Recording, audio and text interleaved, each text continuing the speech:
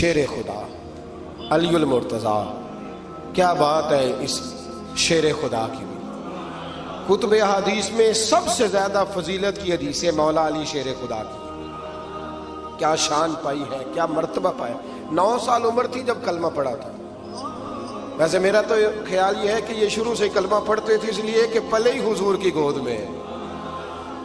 9 سال کی عمر تھی جب باقاعدہ حضرت علی نے کلمہ پڑھا۔ 9 سال کی عمر۔ اللہ کے محبوب نے نہ کل صحابہ کو بٹھا کے کہا، اپنے کل رشتہ داروں کو، اہل قریش کو، کہ میں اللہ کا رسول ہوں تو کون کون میرے ساتھ چلے گا۔ کھانا کھانے سارے آ گئے، جب کہا نا تعاون کون کرے گا تو سب چپ کر گئے۔ جب کہا نا میں اللہ کا رسول ہوں تو پیچھے کون چلے گا۔ آگے لگ کے چلنا بھی آسان ہوتا ہے، ساتھ مل کے چلنا بھی آسان ہوتا ہے، مشکل ہوتا ہے پیچھے پیچھے چلنا، وہ مشکل ہوتا ہے، وہ نہیں لوگ چل پاتے۔ کون پیچھے چلے گا، میں اللہ کا نبی ہوں تو سانپ سونگ گیا، لوگ خاموش ہو گئے۔ تو حضرت علی کہتے ہیں میں چھوٹا تھا، قد بھی میرا چھوٹا تھا، عمر 9 سال تھی، کھجور کھا رہا تھا، کرتا لمبا پہنا تھا۔ جب کوئی نہ بولا تو حضرت علی کہتے ہیں میں نے پوری کھجور بھی نہیں کھائی، ابھی منہ میں تھی، باقی کی میں نے ویسے ہی ساری نکال لی، بعد میں کھا لوں گا۔ اور وہ کھجور میں نے جیب میں ڈال لی کہ دیر نہ ہو جائے۔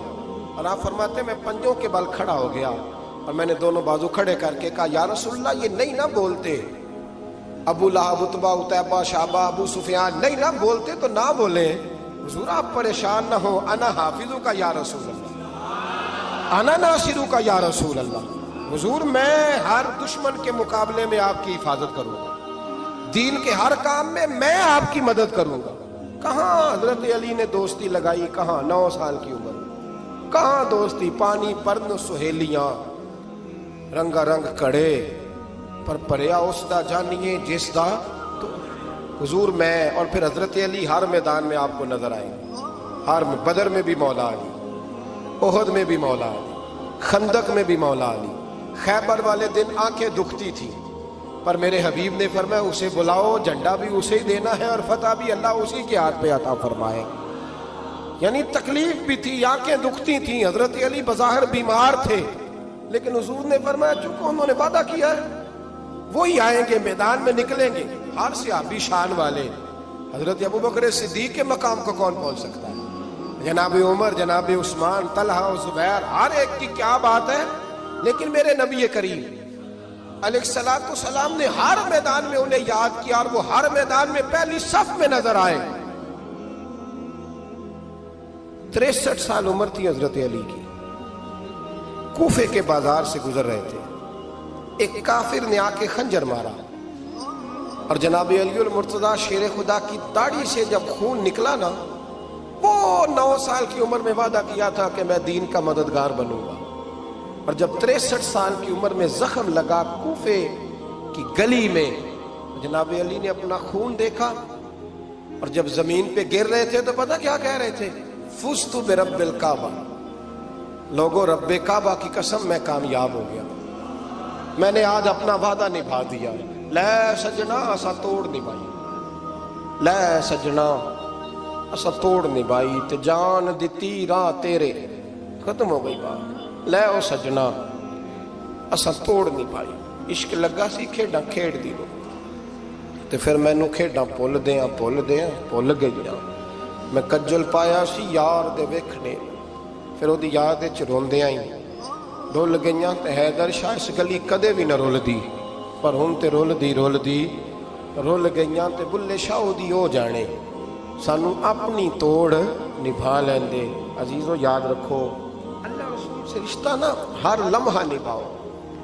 میں نے جمعے والے دن بھی کہا تھا کہ مجھے سمجھ نہیں آتی کہ شب برات کو لوگ رو رو کے دعا مانگتے ہیں، میں نے معراج شریف کی رات زیادہ دعا نہیں منگائی۔ میں کہتا ہوں کہ اتنا مسلمان ساری رات رو رو کے دعا مانگتا ہے تو سویرے کرپشن تو پھر بھی نہیں ختم ہوتی۔ توبہ کا ترجمہ یہ ہے کہ پچھلے گناہوں پہ شرمندہ ہوں تو آئندہ نہ کرنے کا وعدہ کرتا ہوں، یہ توبہ ہے۔ یہ بولیے آپ دیکھیں نا ہر مسجد میں رش ہے، اللہ کا فضل ہے، ہم تو ویسے چھوٹے لوگ ہیں لیکن الحمدللہ تعالی یہاں بھی کوئی جگہ نہیں بیٹھنے اٹھنے کی۔ لیکن کیا یہ رسم ہے کہ استغفر اللہ رو رو کے دعا مانگی اور سویرے اسی طرح جھوٹ بولنے کا ارادہ چھوڑا ہی نہیں، فریب چھوڑا ہی نہیں؟ یہ کوئی رسم ہے؟ یہ کوئی ایکٹنگ کرنے آئے ہیں مسجد میں؟ ایک دستک دے رہا ہوں، آپ کو سمجھا رہا ہوں۔ توبہ کا مطلب یہ ہے کہ آج کے بعد جھوٹ نہیں بولوں گا، آج کے بعد غیبت نہیں کروں گا، آج کے بعد حرام نہیں کھاؤں گا، کسی مسلمان کو تکلیف نہیں دوں گا، ماں باپ کو نہیں ستاؤں گا، کسی کی عزت کو نہیں اچھالوں گا۔ یہ توبہ کا معنی ہے۔ لیکن ساری رات روتے رہے اور سویرے پروگرام یہ ہے کہ دکان پہ جاؤں گا تو جھوٹ بولوں گا، کم ناپوں گا، کم تولوں گا، تو یہ توبہ ہے؟ دیکھیں نا، مجھے پتا چل جائے کہ ایک بندہ میرے سامنے آ کے کھڑا ہوا ہے پر وہ جھوٹا ہے، وہ میری تعریفیں کر رہا ہے پر جھوٹا ہے، مجھے غصہ آئے گا کہ نہیں آئے گا؟ لیکن اللہ رسول کی بارگاہ میں ساری رات رو رو کے ہائے ہائے کرنا، سویرے پھر وہی پروگرام۔ میرے رسول کریم نبی رحمت علیہ السلام، مکے کا زمانہ اسلام پر غربت تھی، کمزوری تھی۔ قبیلہ زبید کا ایک شخص مکے آیا، زبیدی، ایک مکے میں منڈی لگتی تھی، اس کا نام تھا حضورہ۔ یہ جو حضورہ منڈی تھی، اس منڈی پر ابو جہل کا قبضہ تھا۔ آج کل تو نہیں قبضہ ہوتا منڈیوں پر کسی کا، حضورہ نامی منڈی پہ نا ابو جہل کا قبضہ تھا۔ اونٹ بڑے خوبصورت تھے، شاندار تھے۔ اس نے کہا میں نے بولی دینی۔ ابو جہل نے اعلان کیا خبردار کوئی بولی نہ دے۔ بڑی دور تھا قبیلہ زبید، وہ آدمی واپس لے جا نہیں سکتا تھا، مجبور ہو گیا۔ ابو جہل کہنے لگا چوتھا حصہ قیمت دوں گا اور اونٹ تمہیں دے کے جانے پڑیں گے، یعنی اگر لاکھ کے ہیں تو 25,000 کے دو۔ بندہ بڑا پریشان ہوا، چودھریوں سے بات کی تو کہنے لگے بدماش بڑا ہے، ہم شریف لوگ ہیں، شریف اور بزدل میں، بزدلی کو شرافت کا نام نہ دو، پکی بات کر رہا ہوں، شریف اور بزدل میں شریف ضرور بنو پر بزدل نہ بنو۔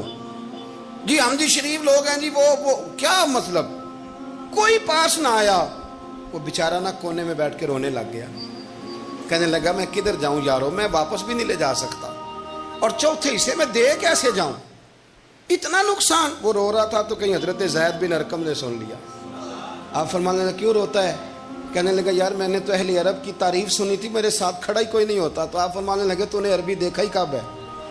اگر کائنات کا حسین و جمیل عربی دیکھنا ہے تو جا حرم مکہ میں بیٹھا ہے، مکھ چند بدر شاشانی ہے تے متھے چمک دی لاٹ نورانی، کالی زلف تے اکھ مستانی، مخمور اکھی ہیں نا مت بریاں سبحان اللہ، ما اجمل کا ما احسن کا ما اکمل، کتھے مہر علی تے کتھے تیری ثنا، مشتاق اکھی کتھے جال۔ تو نے دیکھا کب ہے؟ اگر عربی دیکھنا ہے نا تو وہ بیٹھا ہے، جا جا کے حرم میں ٹیک لگائے، مظلوموں کے والی، غریبوں کے ماوا، رسول رحمت، ایک سادی سی چادر اوڑے حضور بیٹھے تھے۔ وہ زبیدی کہتا میں آیا، نبی کریم کو بات سنائی، حضور فرمانے لگے این الجمل کا، او کدھر ہے تیرے اونٹ؟ عرض کی حضور وہ وہاں ہیں۔ فرمایا چل نہ۔ حضور کوئی بولی نہیں لگا رہا، کوئی خرید نہیں رہا، ابو جہل گھنٹا پڑا، اس کے ڈر سے سہم گئے۔ حضور فرمانے لگے چل نہ، میں بولی لگاتا ہوں۔ اور دیکھو نرخ بازار محبت کا انوکھا ہو گیا، خود خریداروں شامل آ کے مولا ہو گیا۔ نبی کریم نے حضرت سعد بن ابی وقاص کو بلایا، حضرت عمر کو، حضرت ابو بکر کو، مدد کے لیے نہیں۔ حضور فرمانے لگے میری جیب میں پیسے تھوڑے ہیں، ظاہری طور پہ تھوڑے ہیں، ورنہ تو کائنات کے خزانوں کی کنجیاں حضور کے پاس، تھوڑے تھوڑے پیسے دو بھی بولی دینی ہے۔ سب سے پیسے لیے چلو بولی لگانے چلے۔ حضور آئے، اللہ اکبر، یہ میرے رسول کا طریقہ ہے، آؤ ذرا تھوڑی دیر کے لیے سوچیں۔ ابو جہل بیٹھا ہے بڑی مسند پہ، قربان جاؤں مدینے والے حبیب۔ وہ زبیدی کہتا اس کے کپڑے مہنگے تھے، حضور کے سادے تھے، اس نے بڑی پگڑی باندھی تھی، حضور کی سادی تھی۔ کہتے ہیں وہ آنکھیں اٹھا کے بات کرتا، مدینے والے نبی آنکھیں جھکا کے بات کرتے۔ وہ بولتا جاتا، حضور تھوڑے تھوڑے سادے سادے ٹھہر ٹھہر کے جملے بولتے۔ کہتے ہیں نبی کریم علیہ السلام اس کے ساتھ آ کے حضور بیٹھ گئے اور فرماتے ہیں میرے رسول کریم نے اپنا جبہ سیدھا کیا، پگڑی کو حضور نے سیدھا کیا اور فرمایا چل لگا بھائی بولی۔ ایک اس نے لفظ بولے، پھر حضرت ابو بکر نے بولی دی، پھر حضرت عمر نے دی، پھر سعد بن ابی وقاص نے دی، پھر زید بن ارقم نے دی، پھر رسول کریم نے دی۔ کہتا ہے جتنے میں بیچنا چاہتا تھا نبی پاک نے ڈبل میں میرے اونٹ خریدے، ڈبل میں اونٹ خریدے میرے رسول. سلام اس پر کہ جس نے دشمنوں کو بھی کبائیں دی، سلام اس پر کہ جس نے گالیاں سن کر دعائیں دی. اور میرے اعلیٰ حضرت کہنے لگے جاؤ جا کے اعلان کر دو، غم زدوں کو رضا مجدہ دیجئے کہ ہے بے کسوں کا سہارا ہمارا، بے کسوں کا سہارا. جاؤ غم زدوں کو رضا مجدہ دیجئے کہ ہے بے کسوں کا سہارا. رسول کریم صلی اللہ علیہ وسلم نے نا خریدا مال، اور حضور سید عالم وہاں سے نکلے، اور نکلتے وقت حضور فرمانے لگے ابو جہل تیری آج شکایت آئی ہے، آج کے بعد نہ آئے. مکہ سارا اس کے ساتھ ہے، حضور کی مخالفت ہو رہی ہے، 40 لوگ ہیں صرف کلمہ پڑھتے، اور دین کا کام دار ارقم میں قید ہو کے کرنا پڑتا ہے. لیکن جب ظالم کے خلاف نکلے ہیں تو پھر دار ارقم میں بند ہو کے نہیں، پھر میدان میں نکلے اور فرمایا آج کے بعد تیری شکایت نہ آئے. کہنے لگا جی بالکل نہیں آئے گی، میں آپ کو موقع نہیں دوں گا. حضور چلے گئے تو پیچھے سارے کافر اس کے گرد اکٹھے ہو گئے، کہنے لگے ہم پہ تو بڑا روب ڈالتا ہے، اب تجھے کیا ہوا، پانی پانی ہو گیا، تم کیا کون سا سانپ سونگ گیا، بولا ہی نہیں. کہنے لگا مجھے لات و منات کی قسم، جب مصطفیٰ کریم میرے پاس آئے تو ان کے ساتھ ایسی ایسی طاقتیں تھیں، نیزے تھے، برچیاں تھیں، بھالے تھے، مجھے لگتا تھا میں نے سی کی تو میرے ٹکڑے ٹکڑے کر دے. کہنے لگے جب پاگل ہو گیا، ان کے پاس تو چھڑی بھی کوئی نہیں تھی، وہ تو خالی ہاتھ ہیں، بکواس کرتا ہے، کچھ بھی نہیں تھا. کہنے لگا مانو نہ مانو، ان کے پاس بڑا کچھ تھا. اور اگلی بات جو اس نے کی وہ تاریخ میں محفوظ ہے، وہ تاریخ میں محفوظ ہے، وہ تاریخ میں محفوظ ہے، وہ تاریخ کا حصہ ہے. ابو جہل کہنے لگا اٹھتے ہی کہ مجھے لگتا ہے جب تک محمد ابن عبداللہ موجود ہیں یہ ہمیں ظلم نہیں کرنے دیں گے، یہ ہمیں کوئی زیادتی کرنے، تاریخ میں محفوظ ہے جملہ ابو جہل کا. کہنے لگا جب تک یہ موجود ہے ہمیں کوئی زیادتی کرنے. حضرت فرمایا کرتے تھے زندہ نبی کے ماننے والوں زندہ بن کے زندگی گزارو. زندگی زندہ دلی کا نام ہے، مردہ دل کیا خاک جیا کرتے؟ جو قومیں سر اٹھا کے جیتی ہیں وہ زندہ ہوتی ہیں. اس لیے اپنی زندگی میں حق کے خود اختیاری پیدا کریں، جینا سیکھیں، لڑنا سیکھیں، میدان میں رہنا سیکھیں. سہم کے وقت نہیں گزرے گا، ظلم سہنے سے بھی ظالم کی مدد ہوتی ہے. لہٰذا حق لینا سیکھیں، حق پر کھڑے ہونا سیکھیں، اپنے مزاج میں یہ باتیں پیدا کریں. مجھے خاتون نے پوچھا میرا بھائی کہتا ہے حصہ لے لے پھر میرے مرے کا منہ نہ دیکھنا. میں کہ پتر تو حصہ لائے نہ منہ ویکھی ہوگا، کوئی ضرورت نہیں، منہ ایسے ظالم کا منہ ویسے بھی نہیں دیکھنا چاہیے جو بہنوں کا حصہ کھا جائے. میں نے کہا تو منہ دیکھنے کی کوئی ضرورت ہے، یہ کوئی بلیک میلنگ ہے. ابا کہتا ہے حصہ لے لو منہ نہ دیکھنا. میں کہا بالکل نہ ویکھی، تو بلکہ آنکھ میں ویکھنا بھی نہیں چاہتی، تو ادھر رکھ، اللہ رسول نے مقرر کیا میرا حصہ. کیا فلسفہ ہے ہمارا؟ جو بات غلط ہے اس پہ لوگوں کو بلیک میل کرتے ہو. جائز بات پہ ڈٹنا سیکھو. آپ جب ڈٹ جاتے ہیں نا تو پھر اللہ مدد کرتا ہے، پھر اللہ تتنزل علیہم الملائکہ، پھر اللہ فرشتے بھی نازل کرتا ہے. حضور نے فرمایا جو جان کی حفاظت کرتے مر گیا وہ بھی شہید، جو مال کی حفاظت کرتے مر گیا وہ بھی شہید، جو دین کی حفاظت کرتے مر گیا وہ بھی، جو خاندان کی، اپنے گھر کی، اپنے بچوں کی حفاظت کرتے مر گیا وہ بھی. تو اتنا بڑا درجہ حضور نے بیان کر دیا ہے. تو کبھی بھی زندگی میں ظالم کے سامنے سرنگو نہ ہونا، کچے پلپلے ہونے کا کبھی بھی اظہار نہ کرنا، کھڑے رہنا.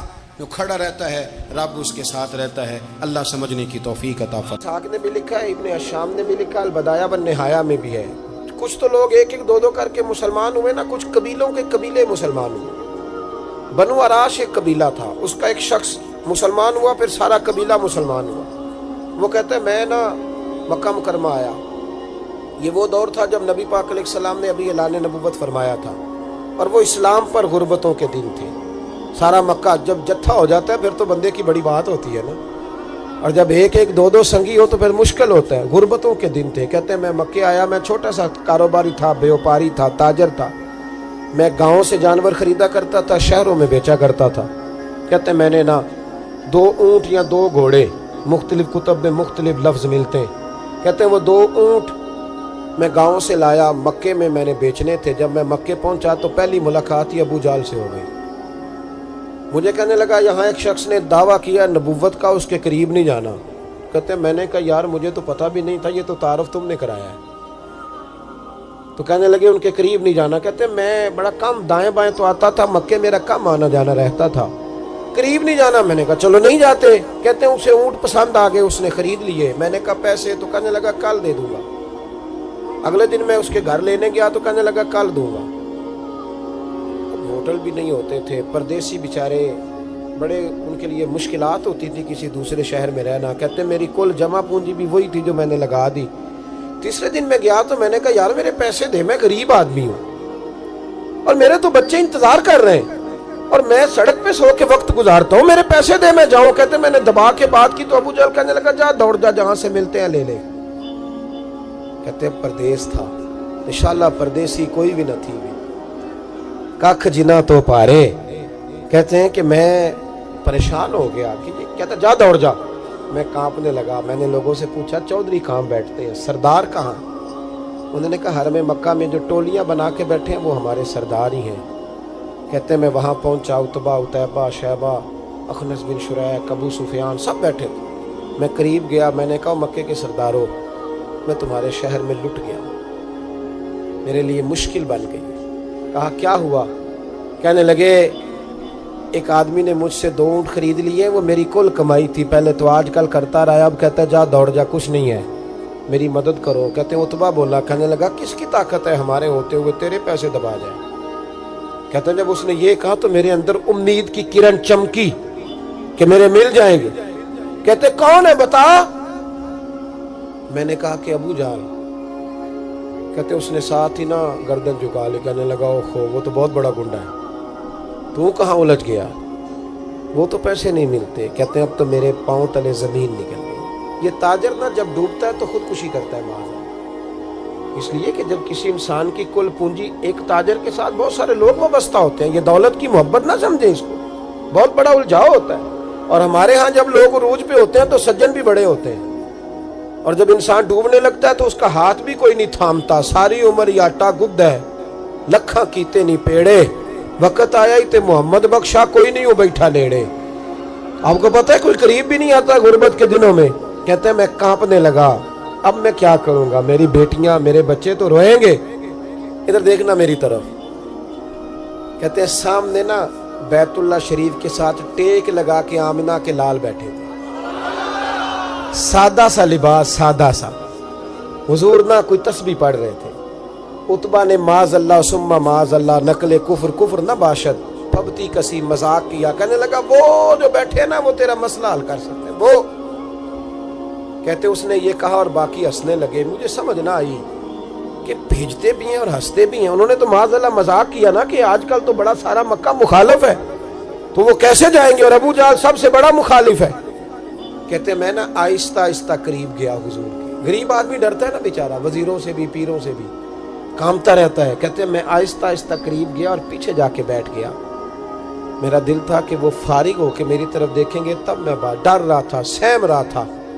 لیکن کہتے میں قربان جاؤں, ابھی میں پورا بیٹھا بھی نہیں تھا کہ مدینے کے چاند نے میری طرف رخ پھیر لیا.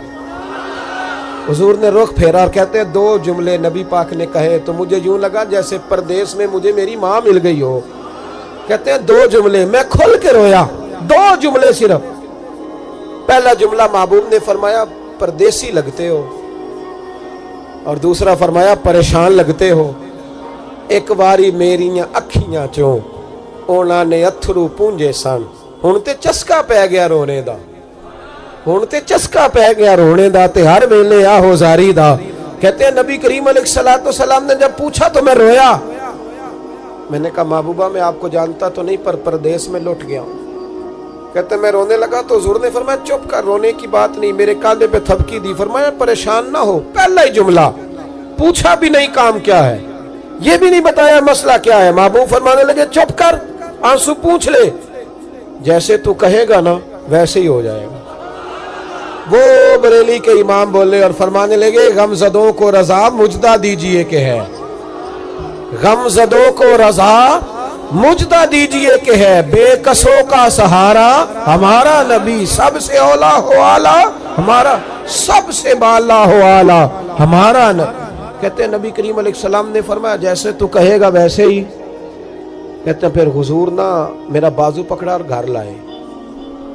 تعلق نہیں پوچھا, رشتہ نہیں پوچھا, کام نہیں پوچھا. پھر حضور نے مجھے چٹائی پہ بٹھایا میں کئی دنوں کا بھوکا تھا، دلوں کے حال جاننے والے رسول نے مجھے سرکہ دیا، کھانا دیا، شہد دیا، دودھ پلایا۔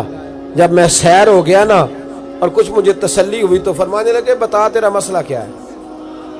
میں نے کہا یا رسول اللہ صلی اللہ علیہ وسلم 2 اونٹ بیچے تھے، حضور کو جانتے نہیں ابھی تک، 2 اونٹ بیچے تھے، خرید لی ابو جہل نے، پہلے تو آج کل کرتا رہا، اب کہتا ہے دوڑ جا کوئی نہیں۔ حضور پردیس میں لوٹ گیا ہوں، سرداروں کے پاس گیا ہوں تو وہ کہتے ہیں وہ تو سب سے بڑا گنڈا ہے، وہ تو نہیں دے گا۔ کہتے ہیں میں نے بڑی باتیں سنائی تو محبوب نے ہلکا سا جملہ، کخ سواد نہیں مشری اندر، اساں کھنڈا میں چکھ ڈٹھیاں، اینا ساریاں شیواں نالوں گلاں سجن دیاں مٹھیاں۔ جنہوں نے کرنا کچھ نہیں نہ ہوتا ان کے دعوے لمبے چوڑے ہوتے ہیں، اور جنہوں نے کچھ کرنا ہوتا ہے نا وہ تو مختصر بات کرتے ہیں۔ حضور فرمانے لگے کوئی پریشانی والی بات نہیں، دینے کیوں نہیں پیسے، دے گا کہ بس ہلکی سی بات۔ حضور فرمانے لگے چل میں تیرے ساتھ چلتا ہوں۔ یہ کونسلر صاحب کبھی رکا بھی لکھ دیں تو ان کی مہربانی، اور ٹیلی فون کر دیں تو پھر تو وہ کہتے ہیں 3 سال کا احسان تیرے اوپر چڑھ گیا ہے، میں نے پورا ہی فون کر دیا تیرے نام کا۔ حالانکہ جب ووٹ لینے آئے تھے تو کہتے تھے میں قوم کا خادم ہوں، اور پھر یہ قوم کا غریب آدمی دروازے پہ جا کے بیٹھتا ہے تو پتہ چلتا ہے چودھری صاحب ٹوتھ پیسٹ کر رہے ہیں، پھر پتہ چلتا ہے بریڈ ٹھنڈا ہو گیا تھا تو گرم ہونے گیا، پھر پتہ چلتا ہے کہ گاڑی باہر آ کے پوچھتے ہیں گڈی کرائی ہے۔ شرم کرو، شرم کرو، وارث شاہ مان کری نہ وارثانہ، رب بے وارثہ کر کے مار دے۔ اگر اللہ نے تمہیں اعزاز دیا تو غریبوں کو رول کے مارو گے؟ شرم نہیں آتی؟ کل تک کہتے تھے قوم کے خادم ہیں، آج اسی قوم کا یہ حال کرتے ہو۔ تمہیں حساب دینا پڑے گا صبح قیامت، اللہ تم سے پوچھے گا۔ حضور نے فرمایا جس کے ذمے اللہ نے کچھ لوگوں کی ڈیوٹی لگائی، رعایا بنایا، اسے اپنی رعایا کے بارے میں جواب دینا پڑے۔ کہتے ہیں نبی کریم علیہ السلام نے فرمایا چل میں تیرے ساتھ چلتا ہوں، قربان جاؤں۔ کہتے ہیں نبی کریم نے نظریں جھکائی ہیں، سادہ سا امامہ، سادہ سا لباس، اور سارے رستے میں باتیں کرتا رہا، پر حضور نہ ہلکا ہلکا میری طرف دیکھتے پر بولتے کچھ نہیں۔ کہتے میں رستے میں سوچنے لگا کہ وہ تو بڑا گنڈا ہے اور محبوب تو بولتے بھی دھیما دھیما ہے، اس کے ساتھ بات کیسے کریں گے؟ میں جب آپ اس ذوق سے اللہ رسول کی بات لیں گے نا اس طرح، یعنی بندے کا پیالہ سیدھا ہی نہ ہو اور وہ خیرات مانگنے آ جائے، اس کا چہرہ اس طرف اور وہ کہے جناب اگر مہربانی ہو تو دے دے، نہیں تو میں جا رہا ہوں، تو دیتا ہے کوئی؟ اس کی نا وہ کیفیت دیکھ کر، اس کا ذوق دیکھ کر، اس کا درد دیکھ کر، اس کا ذوق حضور کی حدیث سے، قرآن کی آیت سے جب تک یہ والا ذوق نہیں ہوتا، یعنی ہمیں صحیح حدیث میں ملتا ہے کہ ایک شخص مدینہ طیبہ میں رہتے تھے، پر انہیں پتہ چلا تھا کہ ایک بندے کے پاس حدیث ہے پر بندہ دمشق میں ہے، تو وہ ایک حضور کی حدیث لینے کے لیے مدینے سے دمشق آئے اور پوچھا کیسے آئے ہو؟ تو کہنے لگے مجھے پتہ چلا ہے آپ کے پاس حضور کی ایک حدیث ہے، مجھے وہ میرے نبی کی بات تو سنا دے۔ وہ ذرا حضور کا فرمان تو، ہمارے بزرگوں کا یہ جو آپ کا کیا خیال ہے کہ جو بابا تسبیح 24 گھنٹے پھیرے صرف وہی ولی ہے؟ وہ بھی بڑی بات ہے، لیکن یہ جو آپ کو کتابوں میں ہر وقت بیٹھے نظر آتے ہیں نا، یہ جو ہر وقت آپ کو لائبریریوں کے اندر موجود دکھائی دیتے ہیں، یہ جو ہر وقت شروحات کھولے ہوئے دکھائی دیتے ہیں، یہ شروحات نہیں کھولے ہوئے، یہ مدینے والے کی محبت کے نغمے تراش رہے ہیں اور پیار ان کا ہو رہا ہے حضور کے ساتھ۔ جب تک ہم اس ذوق سے دین، ہمارے بزرگوں کا نا یہ ایک خاصا رہا، اعلیٰ حضرت بریلوی رحمۃ اللہ علیہ سے کہا گیا کہ آپ قرآن مجید کا ترجمہ کریں، اردو میں اس ترجمے کو آپ کریں تاکہ لوگ استفادہ کر سکیں۔ تو فاضل بریلوی نے کیا کہا، ٹھیک ہے، بڑے عالم تھے نا، 100 کے قریب علوم جانتے تھے اور دسترس رکھتے تھے چیزوں پر، انہوں نے یہ نہیں کہا کہ یہ تو میری مٹھی کا کام ہے، معاذ اللہ ہو جائے گا، انہوں نے کہا یہ بڑا مشکل کام ہے بھائی، قرآن پاک کا۔ فرمانے لگے لکھنے والا بھی باوضو ہونا چاہیے، جو لکھا رہا ہے، جو بیٹھا ہے، جو امداد کر رہا ہے، جو کاغذ لا رہا ہے، جو چھپائی ہوگی، جو لے کے جائے گا، جو لائے گا، ہر آدمی طہارت والا ہونا چاہیے۔ فرمایا یہ جب چھپنے جائے گا تو اس وقت بھی سارے آداب کا خیال رکھا جائے، عام کتاب نہیں، اللہ کا کلام ہے۔ یہ ذوق، اذان شروع ہوگی، اذان سنیں۔ ایک تو یہ کہ ان لوگوں نے نا بڑے ذوق سے اس کو نا بڑے پریم سے لیا، بڑے پیار سے لیا۔ ہم نہ جب تک کتاب و سنت کو اس ذوق سے پڑھتے نہیں، سنتے نہیں اور وہ خاص شوق نہیں پیدا کرتے، وہ چیز نہ طبیعت میں بیٹھے گی نہیں۔ دوسری پھر بات یہ تھی، کسی بندے کو کنفرم ہو جاتا ہے کہ یہ فلاں چیز میرے بچے کے لیے بڑی اچھی ہے اور فلاں اس کے لیے نقصان دہ ہے، اور بچہ خدا نخواستہ کسی وجہ سے بیمار ہے یا اس کا ضرورت مند ہے، آپ اندازہ کر لیں کہ وہ بندہ نا پھر پوری جد و جہد کرتا ہے، پوری کوشش کرتا ہے۔ ویسے تو اماں کا دل نہیں کرتا کہ ایک ہلکی سی سوئی بھی بچے کو چبھے، لیکن اگر ڈاکٹر کہہ دینا کہ مجبوری ہے تو پھر کئی دفعہ وہ خود پیر پکڑ کے بچے کو انجیکشن لگواتی ہے، اور جب اس نے لگوا لیا پھر اس کو سینے سے بھی لگاتی ہے، پیار بھی کرتی ہے، وہ کہتی ہے پتر یہ میری مجبوری تھی ورنہ میں چاہتی نہیں۔ جب کسی چیز کو وہ اپنے بچے کے لیے بڑا بہتر جانتے ہیں نا، آپ نے دیکھا نہیں ساری زندگی باپ پردیس میں گزارا ہے، ساری زندگی تکلیف میں گزاری ہے، کس لیے؟ کہ میرے بچے پڑھ جائیں، قابل ہو جائیں، آگے چلے جائیں۔ ہمارے بزرگوں کو چونکہ محبت اللہ رسول سے تھی تو جس شوق سے وہ دین کا علم پڑھتے تھے نا، پھر اس سے کہیں زیادہ ذوق کے ساتھ وہ دین کو پھیلایا بھی کرتے تھے۔ کسی بندے کے ساتھ بھی وہ اس طرح کا سلوک کرتے تھے کہ یہ بالکل بچہ ہے جو کہ دین نہیں پڑھا ہوا، تو وہ اس کو جب سمجھاتے تھے، قائل کرتے تھے، تو ایک پیچھے درد ہوتا تھا، ایک پیچھے ذوق ہوتا تھا۔ آپ کی توجہ ہے میری بات پر؟ ہمارے ہاں باللہ ماشاءاللہ میری طرح کے لوگ چونکہ تقریریں کرتے ہیں تو روایتی پن موضوع چل رہا ہے، ایک آج کل وہی موضوع بیان ہوتا ہے اگلے دن، اور قوم بھی یہی چاہتی ہوتی ہے کہ میں نے جانا ہے تو فلاں عنوان پر تقریر ہوگی اور پھر وہ 3 4 6 8 نقطے ہوں گے، اور اگر مولوی صاحب جوشیلے ہوں پھر تو کیا ہی بات ہے۔ اور جس طرح ہمارے ہاں اب علماء سے زیادہ جوشیلے نقیب مجلس ہوتے ہیں، تو اللہ کرے کہ وہ ایک جگہ ٹھہر کے نقابت کریں، ورنہ میری طرح کا بندہ تو ڈر رہا ہوتا ہے، وہ تھوڑا ادھر چلے جاتے ہیں، پھر تھوڑا ادھر چلے جاتے ہیں، پھر ایک اور بڑی خوفناک بات کرتے ہیں، کہتے تگڑے ہو جو میں جملہ دینے لگا، تو کئی دفعہ ڈر لگتا ہے کہ جملہ دینے لگا ہے کہ بم چلانے لگا ہے کوئی، تو کہہ جو تو نے کہنا ہے۔ آیات پڑھی علماء نے، احادیث پڑھی، کوئی اتنی زیادہ تو نہیں پریشانی کا انہوں نے اظہار کیا جتنی آپ پریشانی کا اظہار کر رہے ہیں۔ اور پھر بعض اوقات تو اتنی خوفناک صورتحال ہو جاتی ہے کہ میری طرح کا بندہ وہ بھی ڈر رہا ہوتا ہے کہ جب میں ہاتھ نہ کھڑے کیتے تھے پتہ نہیں انہیں کی فتویٰ آئے گا، کیونکہ یہ تو کہہ رہے ہیں بھی تو تے عاشق ہی نہیں، تو ہاتھ ہی نہیں چکیا، کیا مطلب کس طرف چلے گئے؟ وہ کدھر گئی حدیث جس میں صحابہ فرماتے ہیں سروں پہ پرندے بیٹھے ہوتے تھے، ہلیں گے تو وہ اڑ جائیں گے، تو تے ہاتھ چکیے تے پرندہ رہندا ہے کہ کیا؟ چلیں جو اٹھائے اچھی بات ہے، اس سے انکار نہیں، ضرور اٹھائے، خیر کی بات، لیکن جو نہیں اٹھا رہا اس پر جبر کس بات کا، اس پر فتویٰ کس بات کا، آزمائش کس بات کی؟ اس لیے نقیب محفل سے بالخصوص میں عرض کرنا چاہوں گا کہ کچھ چیزیں ایسی ہیں جن کا اعتدال میں ہونا بڑا ضروری ہے، بڑا ضروری ہے، ان کو اعتدال میں رکھا جائے۔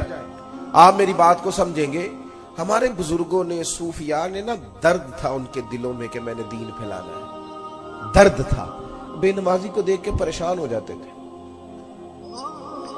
جو بندہ مسجد نہیں آتا تھا اس کو دیکھ کر ان کا دل دکھتا تھا، کسی کو قرآن پاک نہیں آتا تو پریشان تھے۔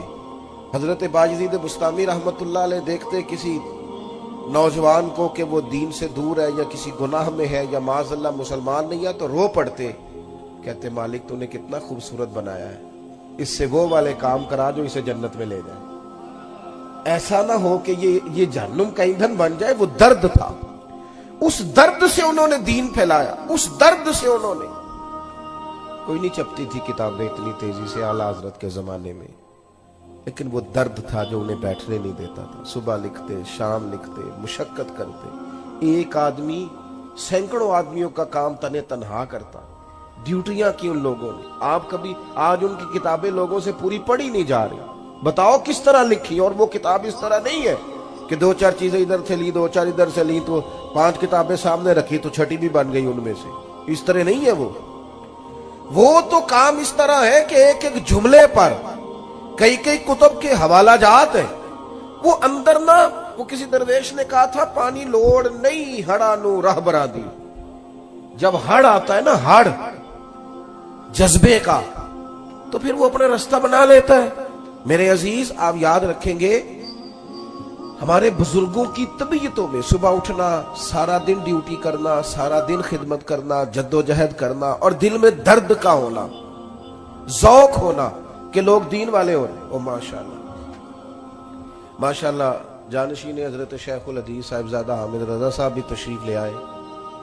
तो मैं ये अर्ज कर रहा था कि ज़ौक जब आपका शौक हो जाता है ना, मैंने दीन फैलाना है, तबलीग करनी है, फिर बंदा निकलता है। फिर उसमें वो हुजूर गौसे पाक रदी अल्लाह ताला अन्हु जब मजलिस वाज मुनक्किद करते थे ना, मिंबर पे बैठते तो आने से पहले दुआ मांगते थे। कहते थे अल्लाह मैं बात करूंगा तो उसमें तासीर पैदा कर देना। और फिर जब गुफ्तगू मुकम्मल करके लौटते थे तो अर्ज करते थे मालिक अगर को मैंने खैर का जुमला कहा है तो फिर इनके दिलों को बदल देना। वो एक खास यानी मजमे से दान लेना मकसूद नहीं, दावत दीन देनी है, पैगाम हक सुनाना है। दिल में एक दर्द है कि बेदीनों को दीनदार किया जाए, जो मस्जिद से दूर है उन्हें मस्जिद के करीब किया जाए। उनको हजरत जुनैद बगदादी फरमाते हैं कि मैं हजरत सरी सक्ती रहमतुल्लाह अलैह के साथ जा रहा था, एक जगह कुछ मजमा था, लोग जमा थे। हजरत ने फरमाया बढ़ के देखो क्या है। कहते मैंने देखा एक शख्स ने ना माज़अल्लाह सुम्मा माज़अल्लाह शराब पी है और वो नशे में धुत है एक बड़े अच्छे वज़ादार घर का नौजवान, और वो गिरा हुआ है और वो ऑल फॉल बातें कर रहा है और लोग वहां कुछ तमस्कुर उड़ा रहे हैं और कुछ उसको वैसे देख रहे हैं। तो मजमा लग गया। कहते हजरत सरी सक्ती रहमतुल्लाह अलैह को मैंने आके अर्ज की हुजूर चले, एक आदमी ने शराब पी है और उसकी हालत गैर है, तो लोग उसको देख रहे हैं। तो फरमाने लगे जुनैद क्या बात करते हो, इस हाल में छोड़ के चले जाए, और बंदा है मोमिन को। कहते हैं हजरत अपनी छड़ी पे सहारा लेते हुए एक साइड से मेरा बाजू थामते हुए उस शख्स के करीब आए, और क्योंकि लोग बुजुर्गों का हया करते थे, जितने लोग खड़े थे चलो अपना अपना काम करो, लोग सभी रुखसत हो गए।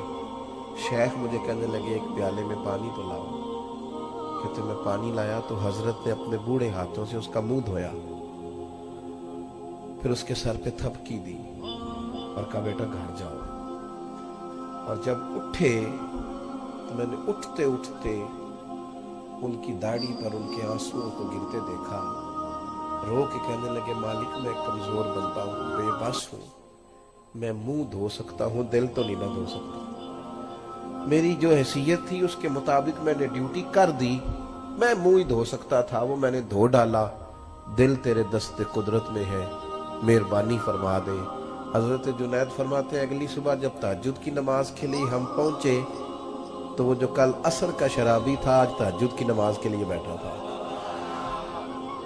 तो कहते फिर भी कोई बात नहीं जतलाई। जब एक कोने में बैठ गए तो जवान उठ के आया और हजरत के घुटने पे हाथ रख के रोया। कहने लगा बाबा तेरी दुआ में बड़ा असर है, कल तूने मुंह धोया था तो करीम रब ने दिल भी धो डाला है, करम हो गया। हमारे बुजुर्गों की जो तबलीग थी उनका दर्द था, उन्हें सोने नहीं देता था। वो दर्द वो लेके निकले ना। सब जानते थे मदीना तय्यबा में तदफीन और जन्नतुल बकी की सआदत कितनी बड़ी बात है, लेकिन निकले ना सहाबा। वो कभी किसी शहर में कभी किसी शहर में, तेरी तलाश में फिरा मैं जंगल पहाड़ और दश्त में। किस ज़ौक से उन्होंने, दाता साहब भी सैयदजादे हैं, शहजादे हैं, औलादे रसूल हैं, उनका घर में भी उनके लिए बड़ा एजाज था, पर रावी किनारे आके पत्ते खाने की क्या जरूरत थी, हिंदुओं से रोड़े और पत्थर खाने की क्या जरूरत थी। पर तेरी तलाश में फिरा मैं जंगल पहाड़ और दश्त में। अब उर्स मनाया जा रहा है ख्वाजा अजमेर का, और मनों के हिसाब से लंगर पकता है, वरना तारीख तो ये है कि ख्वाजा साहब यहाँ खैमा लगाते थे तो कहा जाता था उखेड़ो, तो वो आगे जाके लगा लेते थे। उनसे कहा जाता था उठाओ तो वो उधर जाके लगा लेते थे। उनसे कहा जाता था यहाँ से उठाओ, वो बैठे रहे।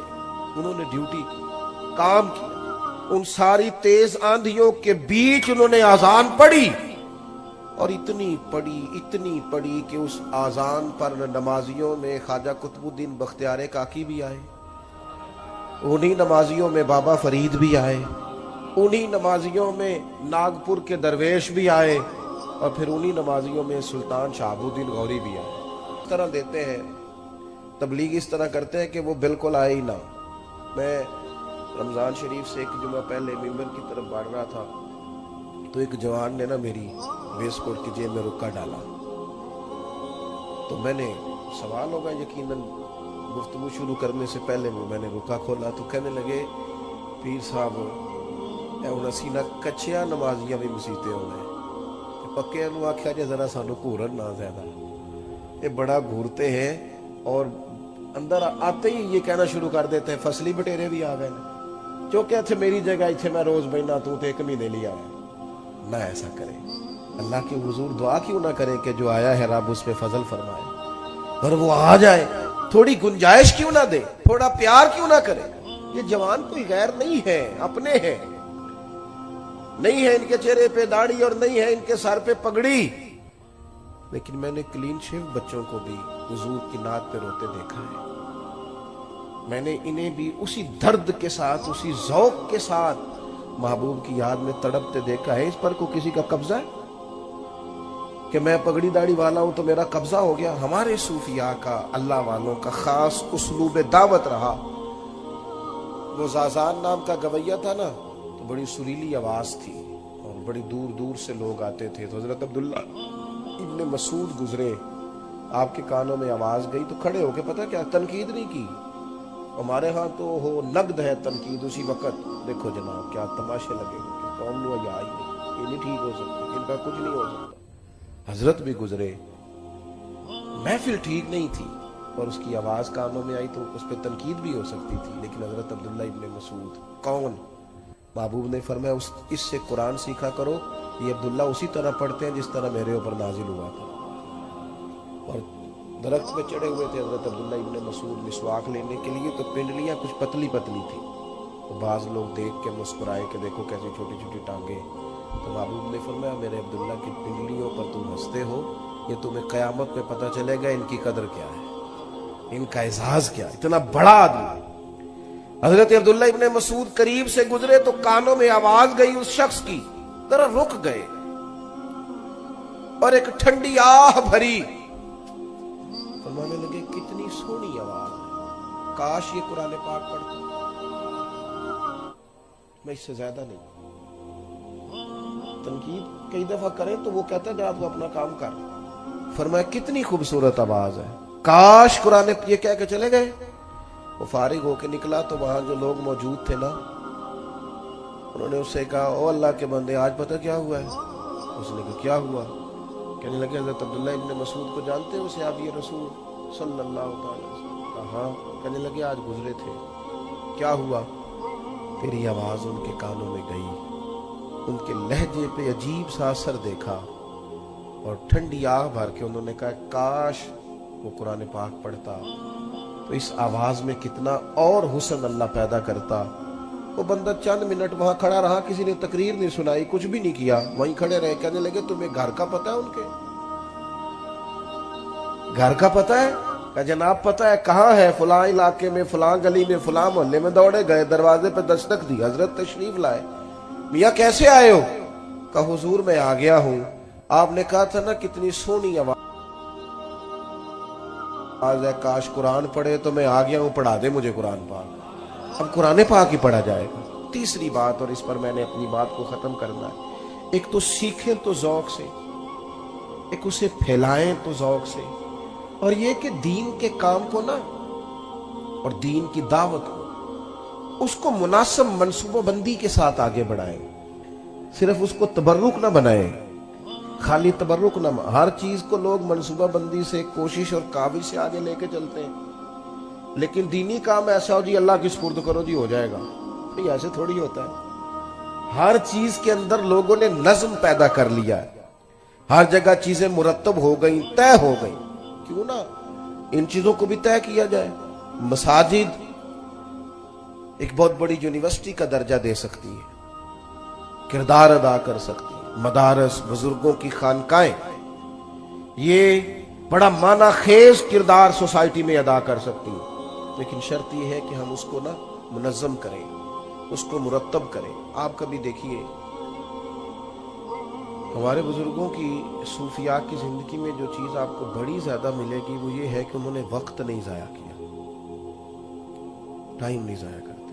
یہ جو آج کل ترتیب ہوتی ہے نا جلسوں کی, محافل کی, پہلے مقامی نعت خواں, اس کے بعد قومی نعت خواں, پھر ہو سکے تو کوئی ایسا بھی آ جائے جس کو کہتے ہیں یہ چونکہ اب عالمی شہرت یافتہ ہے لہذا خصوصی خطاب کی باری آئے گی 1 بجے, اور نقیب محفل بیچارے کو چونکہ رٹے رٹائے جملے بولنے ہوتے ہیں, اس کی ڈیوٹی ہوتی ہے, تو وہ پھر 1:30 بجے رات کو کہہ رہا ہوتا ہے بلا تاخیر میں خطاب کی دعوت دیتا ہوں.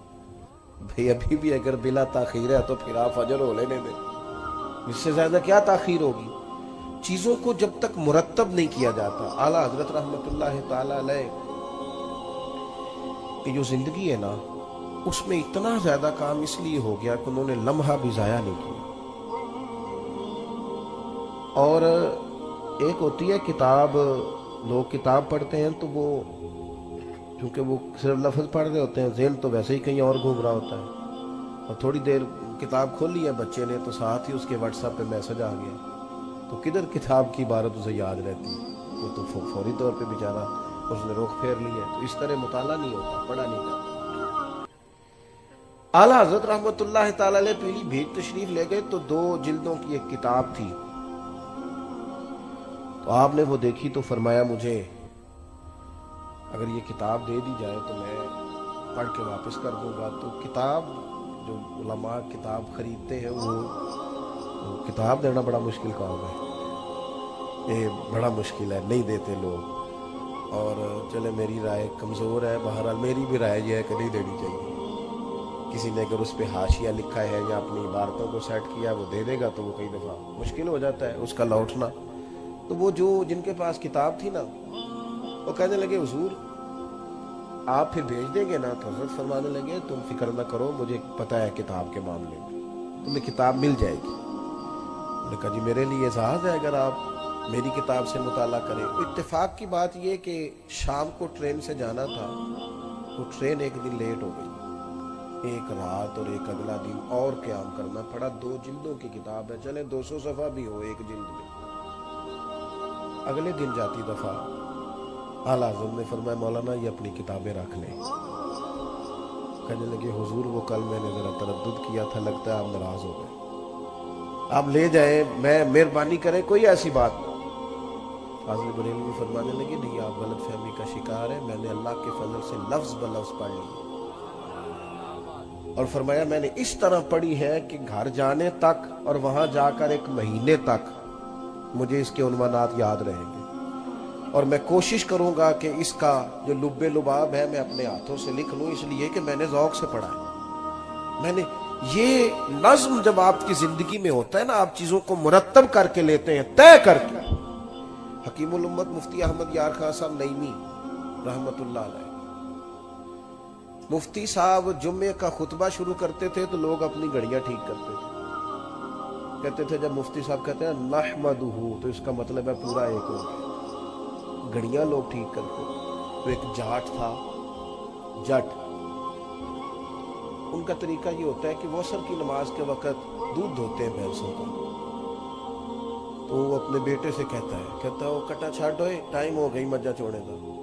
کہتے بدیو جتے اے سورج کھڑا ہو, کہتا نہیں پترا مفتی صاحب لنگ گئے نہیں, مفتی صاحب لنگ گئے نہیں, عصر دی نماز پڑھانے لئی ٹائم ہو گیا ہی.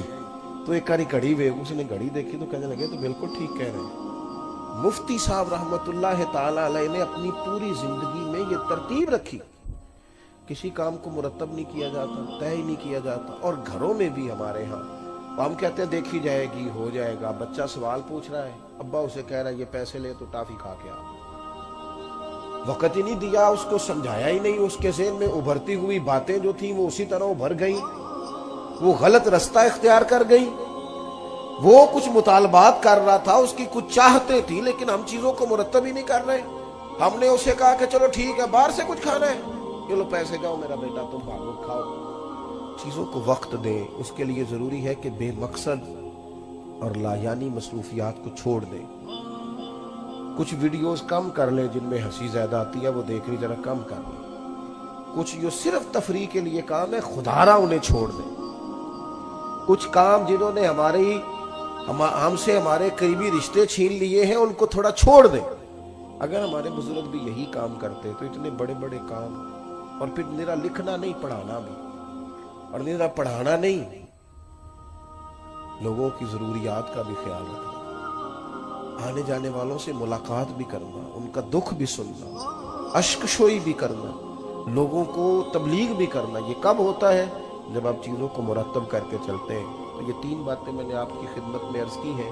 ایک تو دین کا علم سیکھیں تو ذرا ذوق ہو, ذرا توانا ہو طبیعت, شستہ ہو مزاج.